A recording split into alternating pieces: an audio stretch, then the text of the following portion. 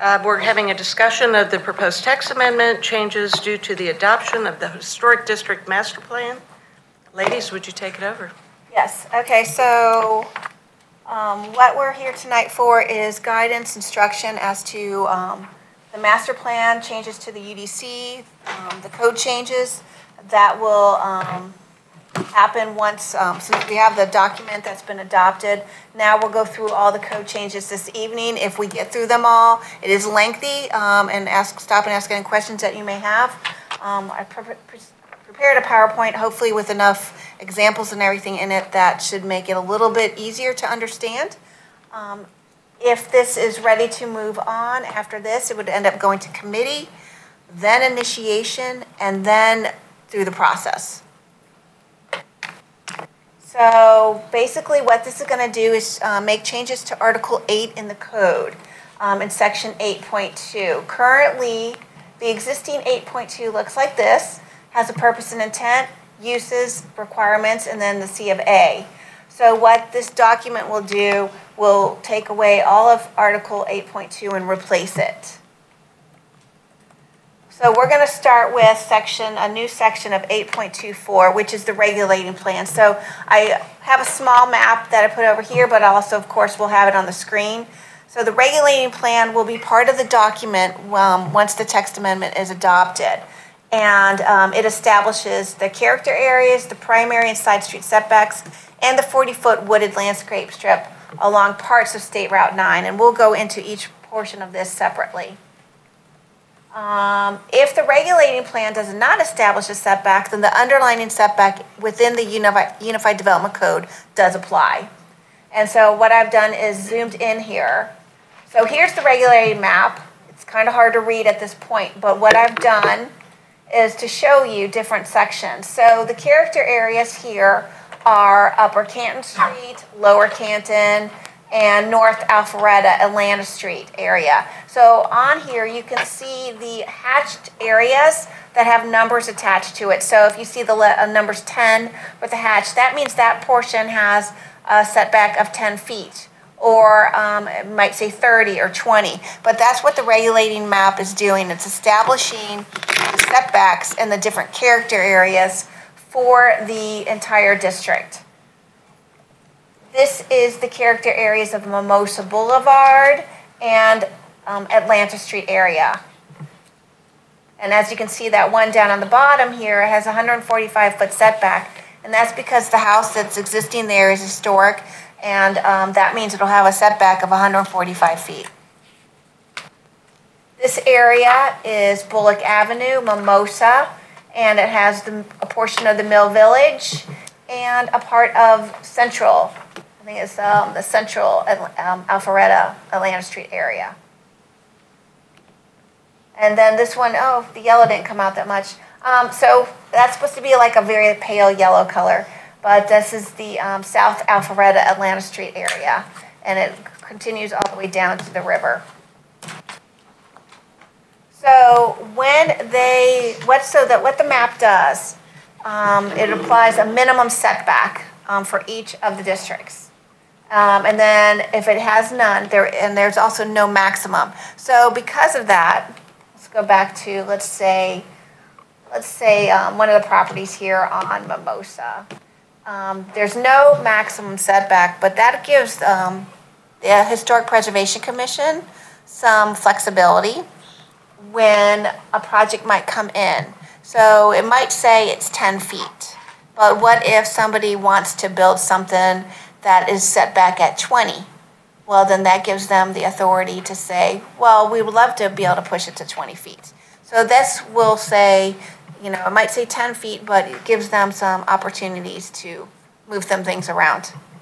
So with your example right there, I think that's a great example where that'd be great flexibility. I guess what I'm wondering is, so you're saying there's no setback, but the HPC has flexibility.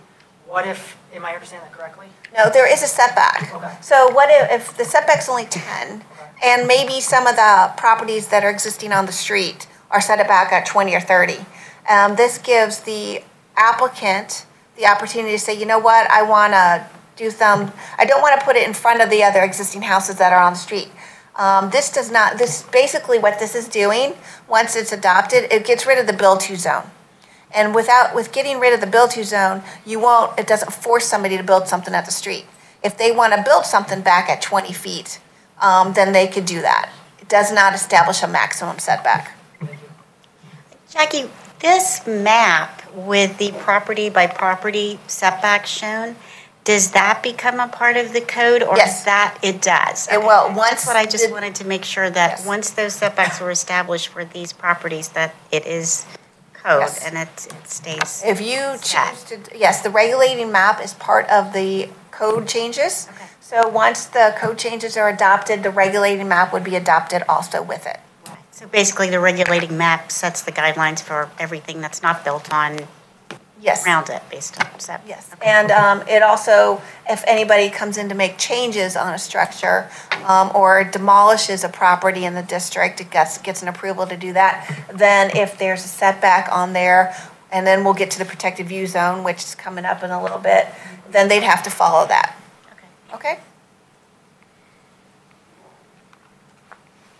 So now we have a different, next section would be the landscape strip. So what the regulating map also has done is created a 40-foot wooded landscape strip along portions of State Route 9 that applies instead of a primary setback in the underlining districts. But this is a very small area of the city. It's only on State Route 9 from the river to Warm Springs Circle. It's up in there in H5, and it clearly states only up to Warm Springs Circle, and I have a map to show you next. So forget the word buffer, it's considered a landscape strip. So that green line up to where the red is, actually, the red line here on here highlights Warm Springs Circle. So this area, and it is on both sides, but the other side of the street is the national park, so it's federally owned land, and we don't believe anybody will be developing on that side of the street since it is the national park. But on this side of the street is the apartments and condos. So what this would do is establish a 40-foot wooded landscape strip to be maintained on this side of the street. So are we actually establishing what is that buffer line, the right-of-way line, marked from? Well, that would be from the right-of-way and everything. So once, wherever that ends up being, and everything, it'd be 40-foot landscape strip back, and then a protected view zone. Do we look at the plans that we had in place for the historic gateway and make sure that wouldn't encroach on any existing buildings? Our consultant has spoken with transportation numerous times throughout this whole process, and I believe gateway plans were sent to them, but we can double check that and everything, since this is just going through the process. Okay. Everything, we'll talk to Caleb and make sure all that was set.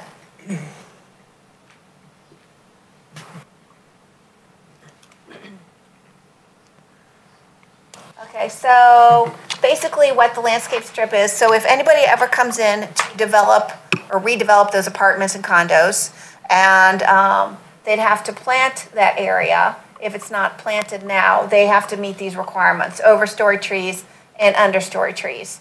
These would be the requirements that they'd look for to use in there. And the existing vegetation of whatever it is to the extent possible in order to meet that requirement. Onto the buildings. So the next chart that I have is going to indicate the protected view zone and the maximum facade within it and the allowed principal building heights.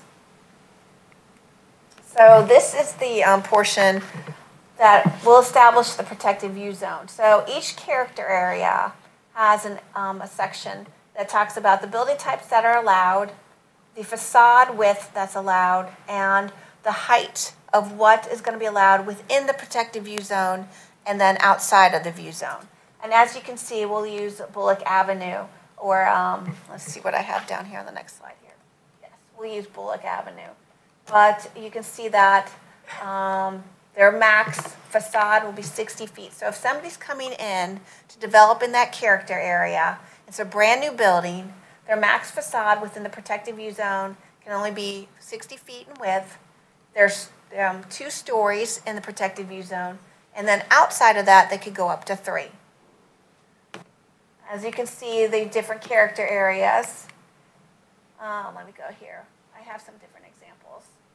All right, so let's go back here. Maybe this will help. All right, we'll use Mimosa and Bullock Avenue here. So in Mimosa, if you take a look at the chart, you have the setback, which is the hatched area, and then the numbers behind it are the setbacks. So some of them, as you can see, looks like on Mimosa at the top left, top right, I'm sorry, is a 60. So the hatched area is a 60-foot setback, but then the blue area is to protected view zone. So that's an additional 40 feet.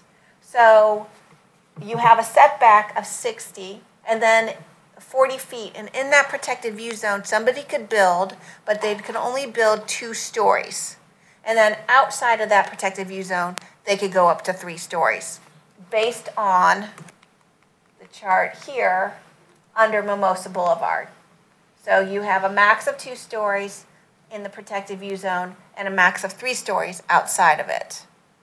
Any questions on this chart? An explanation of this chart? We have a couple other examples to show you. All right, so South Atlanta Street. This one's kind of difficult because for the most part, like I said, on the side where the federal land is, nobody's going to be developing that.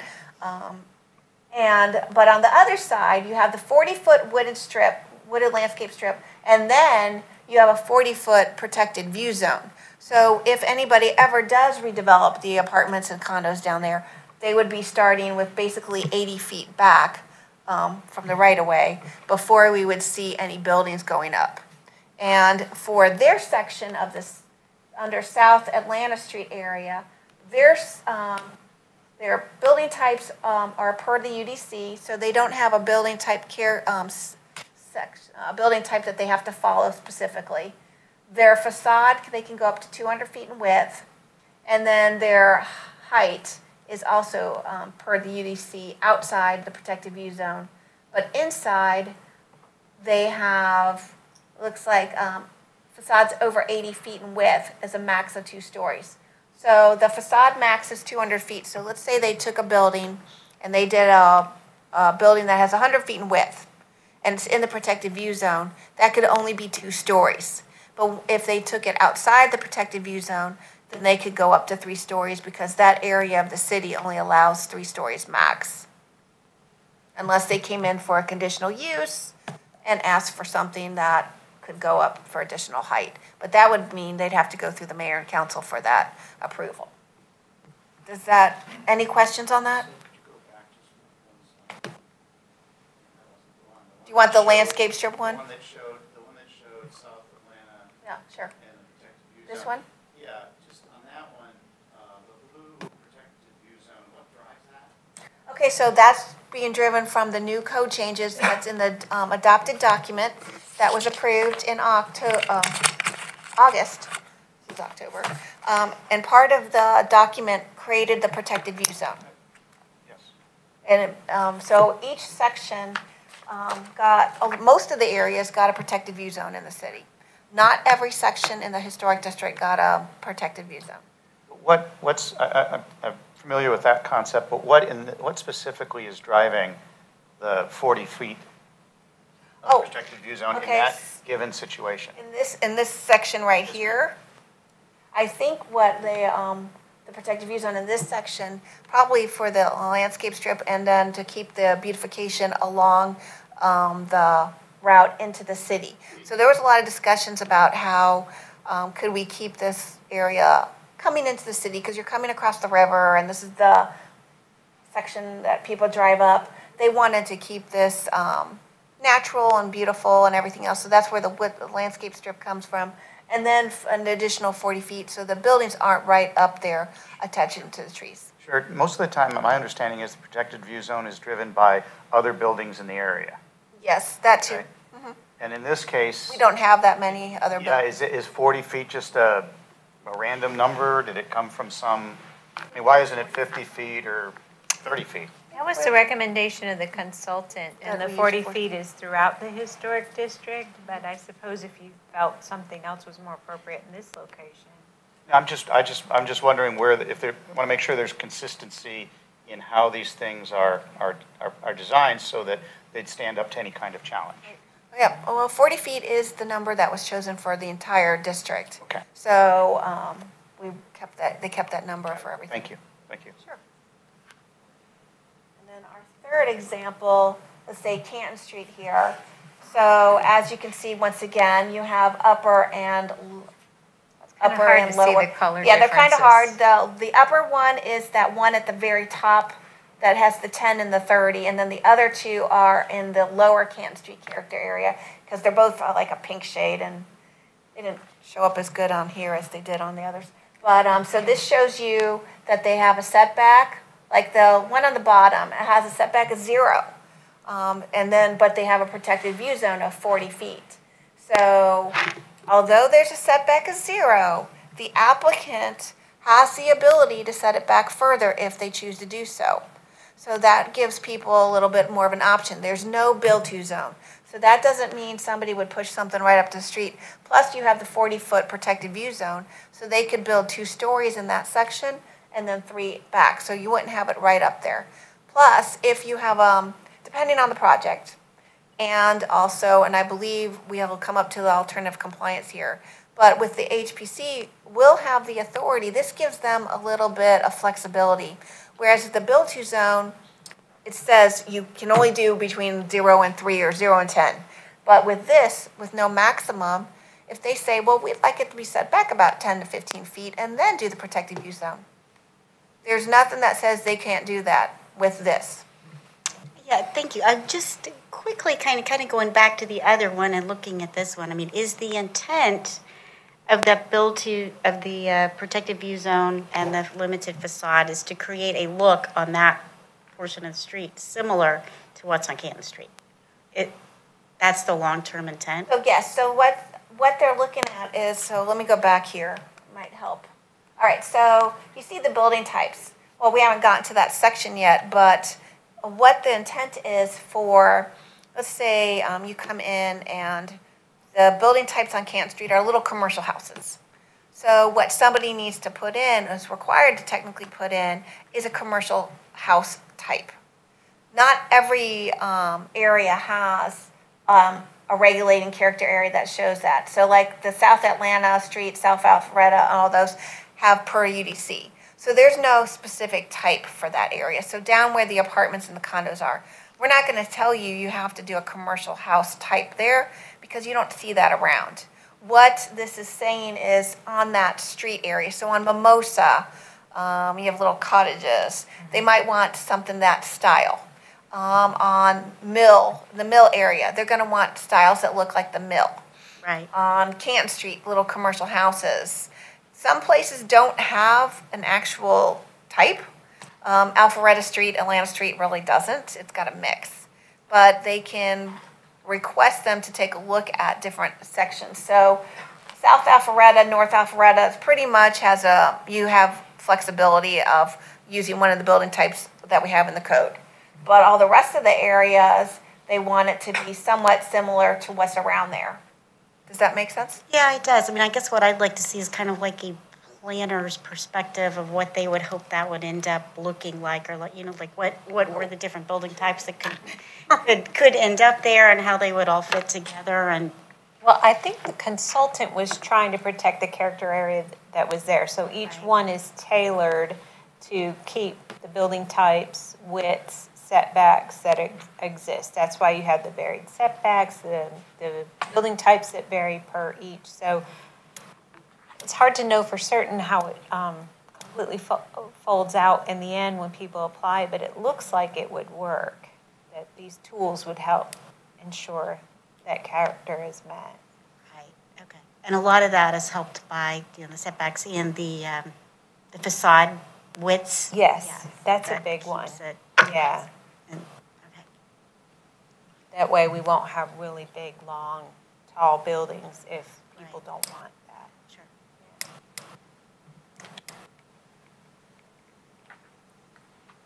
Okay, Okay, so this is the building types we were just talking about here. So technically, they're to use the type of houses and and buildings that are in that area. So some of them, you might have detached houses, commercial houses, cottage courts, similar to that. The ones that don't have that, they can use different building types that are in the UDC. But you're going to see a lot of the same style on like Canton, Mimosa, Mill area. And here's the facade portion. So when it talks about the facade, it talks about the street facing width of the single building.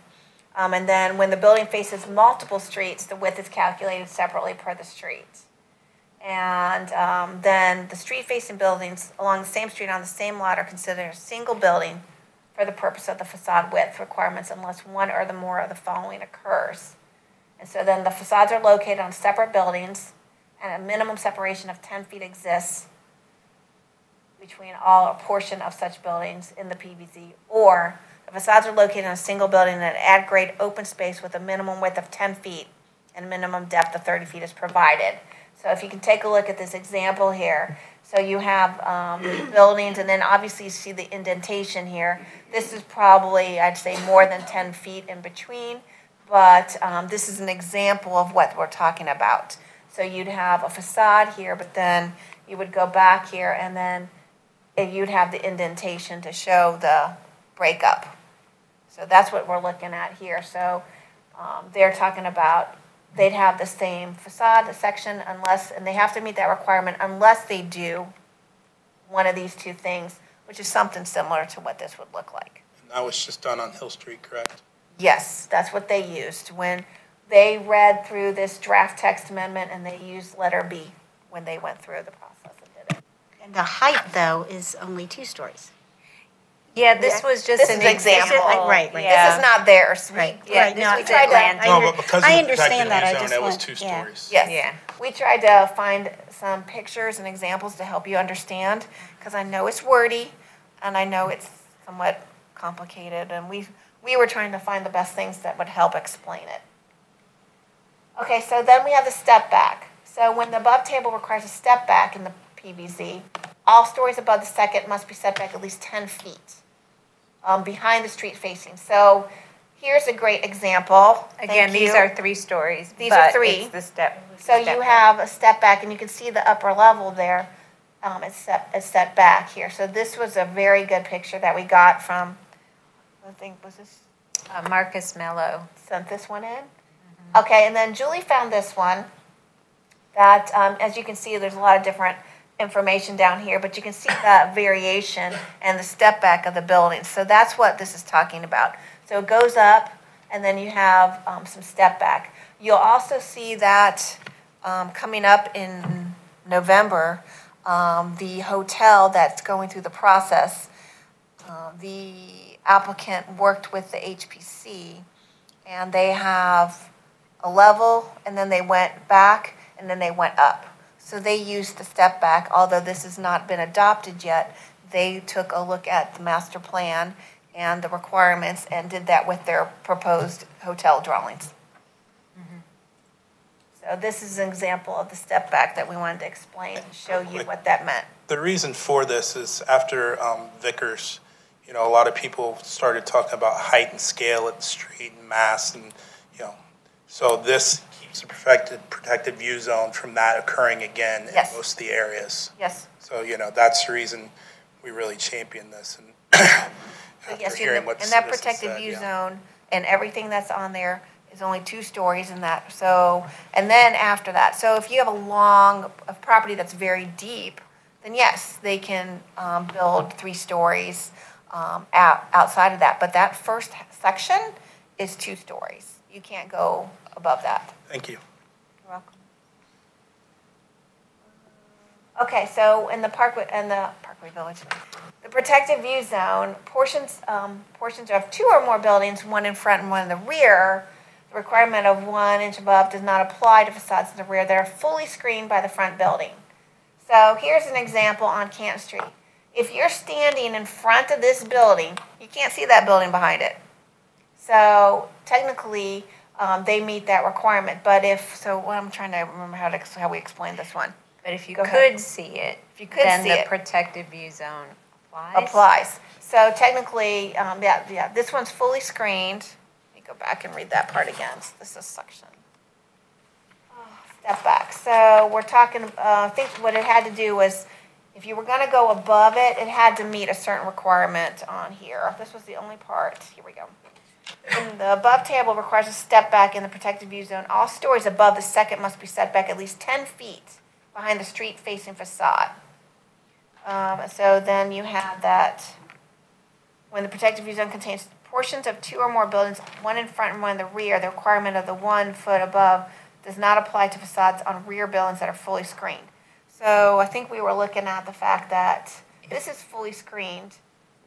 Obviously, if you're standing on that little pathway there, you can't see the building in the back. But if you could see the building in the back, then it had to meet a step back requirement. Or the portion that's in the PVZ has to meet it. Now, and I don't know how far back that is, but it's a good possibility that that could be in the Parkway protective view zone. Sorry, too much of the PVZ. So then if that's the case, then it would only be allowed to be 2 stories, and then the portion outside the protective view zone could go up. Does that make sense? Which is the setback of whatever that particular area Well, is, no. plus 40 feet? Yes, setback and then 40 feet. So, and since these are probably historic, that setback might be all the way behind that second building. I'm not exactly sure. And I'm not sure if I zoomed in on one of that sections, but if you look at the Canton Street, you might be able to tell how far back that one goes. It's a good possibility, depending on how old these are, that the setback could include both of them. It's possible. Okay, so then we have neighborhood compatibility bulk planes required by the underlying code. So some of these next few things are standard. Then you have conditional use permits and a C of A's. So obviously, anybody requesting a conditional use, a variance, or rezoning request obviously have to stay and go to council. That is not going to change. They must, and the applications when they come in must demonstrate conformance with the master plan before they can be accepted to go through the process. And that's for all of those requirements here. The C of A. That is still a requirement, and they are required per section 13.7 of the Unified Development Code. That is not changing. Alternative compliance. So this is a section that was added to give some flexibility to the members of the Historic Preservation Commission if somebody comes in with a project and they feel that they need a little bit of assistance. It's not a variance. It provides relief. That might be an unnecessary hardship. And so they have to meet the intent of the application. So they have the authority to review and approve alternatives to anything that might be in for a C of A or major design review. They can modify setback requirements in the historic district. So let's say you have one that's set back at 20, but they want to say 30. This gives them that authority. Or if they want to say it's 20, but they want to go 10, this gives them that authority. But the project better be really good because there's criteria that have to be met in order for them to be able to grant that alternative compliance. They cannot grant anything within the 40-foot wooded landscape area. So if the landscape strip on the side by the apartments and the condos ever came through to be redevelopment, they can't touch that section. That landscape strip stays. So there's no alternative compliance to that area of the city. They can increase the allowed height. Such increase does not exceed the limits otherwise. So if it's 2 stories and they're allowed to go up to 3 in the district, they could go up to 3. But if it's a conditional use requirement to go to 4, the HBC does not have that authority. It still stays with the mayor and council. They can reduce or eliminate the step back requirement. They can permit a building type that along streets that's not found on the designated historic building area. So if there's a type, there's something on Canton Street that somebody's come in for and it doesn't match a commercial house, but it's a type somewhere else in the district, and they feel that it meets the area and the project, they have that authority to possibly say, yes, we'll agree with that. And then they can increase the maximum allowed facade width in the parkway, in the protected view zone. And as I stated before, it may not be used to provide relief for the 40-foot landscape strip. And it may not be used to provide relief from any condition imposed by council or any other regulations in the section. So they cannot change a zoning condition. So if there goes a conditional use or rezoning goes through council, they can't change those. Those are set and done. They do not have that authority. So a question I have is, so I saw there's a number of aspects and ways that the HPC can provide relief to the applicant, to the developer. Are there any situations where if the HPC were to say that actually there's a certain property where it needs a further setback or a lower height or things like that, are there any aspects where the HPC has the ability to kind of provide the other direction? Well, I think that's where the build-to zone is being taken away. So this gives them, since it says there's no maximum setback, if there's a 10 feet and they want to do 20 or 30, this gives them that authority. They could say that. I guess what I'm wondering is, there's a situation where there's a place where the required is 10, but they feel it should be 15. Does the HBC have the ability to say that actually the 10 is not enough for this type of building or something along those lines, or this location? Yes, because of the no maximum setback. So, so in other words, so even though the applicant's going in, sees the minimum is 10, they're requesting 10, but the HBC is saying, no, 10's not appropriate right here. That's fully in their... Yes, that's fully in their authority based on this document. And that is legally binding? Yes. The decision of HPC? I believe that's legally binding because it's written in the draft and document that way, and then it'll be in the code. So it says no maximum setback. That gives them the authority. You also mentioned, are there certain conditions that trigger this being able to be used? We're about to get to sorry. that. Okay. Criteria. Okay, perfect. Yeah, so I haven't, it's the next couple of slides. Okay. Before you get there, so basically this takes BTZ out of the code in the historic district entirely. Yes. So a statement that people are for BTZ if we're for this plan is not true, because it's now gone. Yes, the build-to zone will be, once this is adopted, the build-to zone will officially be gone. Correct. In the historic district only. Thank you.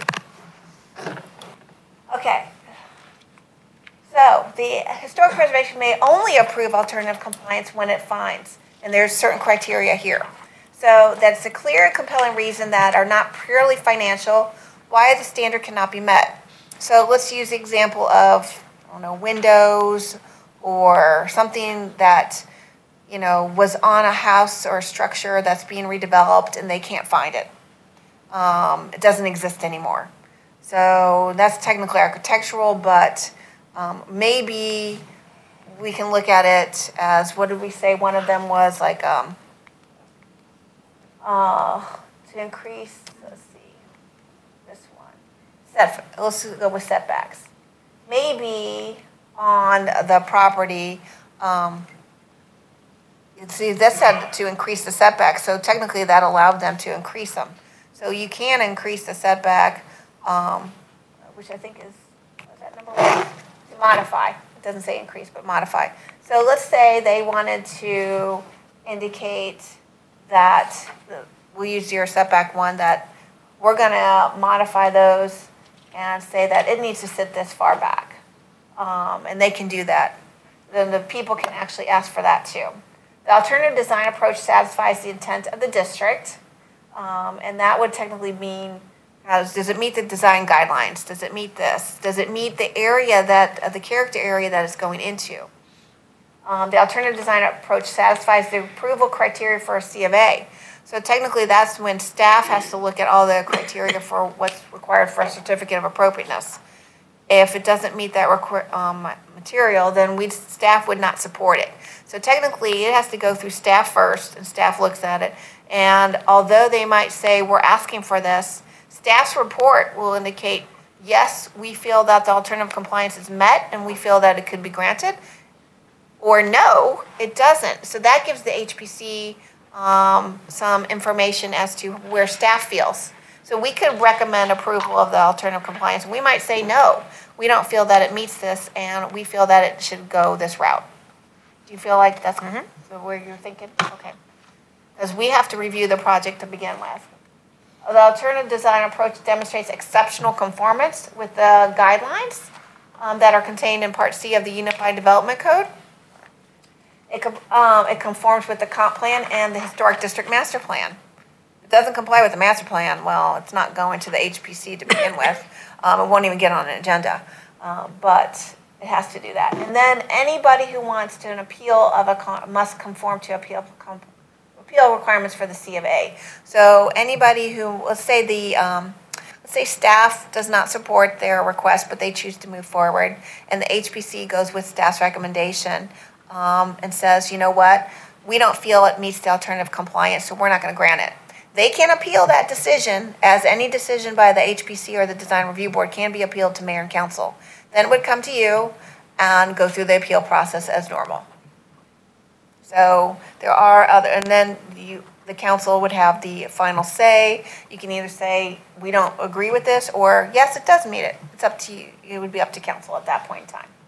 But those are the criteria that the HPC has to look through. And as I stated, staff would look at it first to make sure, and staff would put in information as, does it meet the alternative compliance or does it not?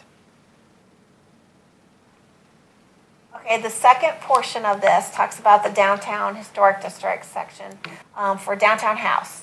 The downtown house section will be deleted in its entirety, and then the following will be placed instead of the one we have now. It's very similar to what we have. This is just the downtown house section that's in the code currently, and then this is just amended to add a new section to relationships. So in the historic district, when it establishes setback, building type, and other form that differ from the standards of Article 5, the standards of the historic district will apply. So basically, if there's something in Article 5 that's different than Article 8, once we adopt this, Article 8 will trump. The master plan will trump that section. The only thing that Article 8 this doesn't do, it doesn't trump uses. This doesn't touch uses. So any use that's allowed in the historic district now will still remain, except for a conditional use for multifamily, obviously has to come to council. But we're not this doesn't take away any uses or anything like that. When the master plan establishes maximum building heights that differ from height limits in section 5.2, the lower height applies, and that will be in Article 8 also. So gives them a little bit of more flexibility of having the lower height of 2 stories. So that's where some sections say 3 stories, but the protected view zone indicates a maximum of 2 stories in that section. And then building types allowed by district shall be deleted, and then the new building type section will be allowed. And those are the new building types, which you just approved in the cottage court. So we added the cottage court into DX and DH. All the rest of them have stayed the same. Nothing changed there other than cottage court there. And then this is the BTZ. So this section here removes the BTZ from all sections of the historic district. Any other questions? Yes. There's a limited number of properties, specific properties that are in the historic district. Are there any situations where, due to the setbacks, the PVZ, et cetera, that might be rendering a property unusable? Can't think of any. I don't think there's any that would be rendered unusable. They still have the where they could. Let's take this. Let's go back to That little yellow house is what. the picture. Yeah, that kind of drove my question. Okay. I don't think this is one here? something that I think we have to put something special in. I just would like to know, is there any situation before somebody comes forward and says, this is just what happened? And I suspect it might maybe be on a corner, might be where it could happen. Okay, so let's use the map. That'll be easier. So let's go. Jackie, I'm okay if you answer the question at a later date. It's possible. I might have to, but let's use this one. So like, let's say there you have the corner of Marietta Highway, Mimosa, and then Bullock. as you can see, that is a 15-foot setback on Mimosa, a 25-foot side setback on Marietta, and a 40-foot setback on Bullock, and then it has the 40-foot protected view zone. So the small area, and I'll get up, it might be easier. But you still have, so you have your setbacks, your protected view zone, but you still have a small area. So yes, maybe some of the properties have reduced a little bit of space, but you still have area in there where you can build. The protected view zone's only saying it has to stay 2 stories. And that's 2 stories. Yeah, so you So can you can still still build build in that section. You just don't have as much room for maybe the 3 stories. But you can still build in the protected view zone. It's just 2-story instead. But I don't think of any, but we'll do a check and take a look for you. Sure. We don't, We'll check into that, and we'll, depending on where this moves to, we'll have an answer for you by the next meeting, whether this moves to committee next month or not, or if you feel like you need more time to understand this. We can help try to explain it with more pictures. I don't know. We thought we found as many pictures as we could possible. I know there's no pictures on the alternative compliance. I'm sorry, but tried to make it as easily as we could to help you understand this. So I think staff has done a phenomenal job. You worked hard with the public, you worked hard with, a committee, you worked hard with a consultant, putting this all together. And I think this council, from all the discussion I'm hearing, the council absolutely wants to make sure we're adding these protections. So I wouldn't see why we wouldn't want to add this directly at the next committee meeting. And there's obviously time for follow-up questions and more discussion there, but I think we absolutely make sure this is something we're moving forward with and continuing to make progress. Okay, well, the next committee meeting would be the November 20th Community Development Transportation Committee meeting. How many people were on the committee and how long were they? Okay, committee, let's see, we started, the first meeting I think was in October of last year. So about a year ago, around this time, we had meetings in October, December, January. I think there might have been one in February, but might not. March. Then did we have one in April? We ended around March, April time period.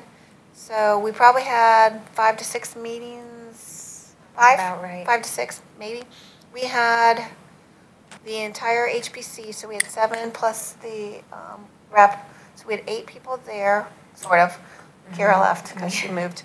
And then we had, everybody here had a representative, so that was another 7, but we had one person step down. 14. So we had 14, I believe, around 14 people on the committee. And that was unanimously approved? It was unanimously approved. Well, It took a while to get there, and there was lots of discussion, but at the end, it was unanimously approved. I think this is tremendous, and I think a lot of things that are bubbling up in the community right now will be taken care of by implementing this. And they're, people that are coming in know what they're supposed to do, what we want, and if they meet this bar, hey, we're ready to do business in Roswell. So I challenge us all not to mess with what the citizens have done, put together, and get this adopted as soon as possible. So I'm all for putting this on the next committee meeting. So it's on committee on November 20th, and if it moves from committee, it'll go on the December 9th council agenda for initiation. We move the text forward. It'll go to Planning Commission in January, and then we'd be back at council in February for first reading. Yeah, I think this has been a great effort too, and I just want to make sure that it's something that you all at HBC feels like that you've got the tools that you need for preservation going forward. We have several HPC members in the I haven't opened it up to the public yet. We'll finish the conversation, and then I'll open it up. Gotcha. Additional comments from council? Is there anyone in the public that would like to speak? I'm very happy to see that the alternative compliance is agreeable with all of you. I think that's... Could you come up so we can record? Thank you. Sorry. I'm Judy Meir, Historic Preservation Commission, and I'm very happy to hear that you are in favor of the alternative compliance. As we went through this process and we're finishing it up, Caleb said that was a key thing to really make this work, as well as that cottage court. That's a really big plus, so I encourage you to move forward with it. I think it will be a big help. As with everything else, there'll be a little bit of a learning curve, and for the public, probably even more so than us, but I think we'll be able to work with this, so thank you. Thank you. Is there anyone else that would like to come forward? Seeing no one come forward, additional comments from council? Thank you all for making this so easy to understand. Yeah, I think this was awesome. a great work session. I thought it was going to be an hour and a half. I know, I Maybe did two. too.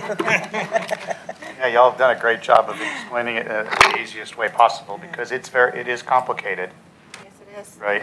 Until you understand how the 3 or 4 levers work. We had to do we had some talking in the, up there downstairs in the office. Like, what does this mean?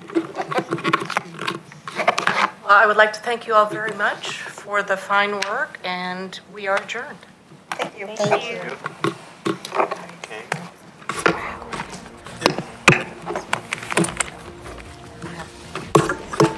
How do you turn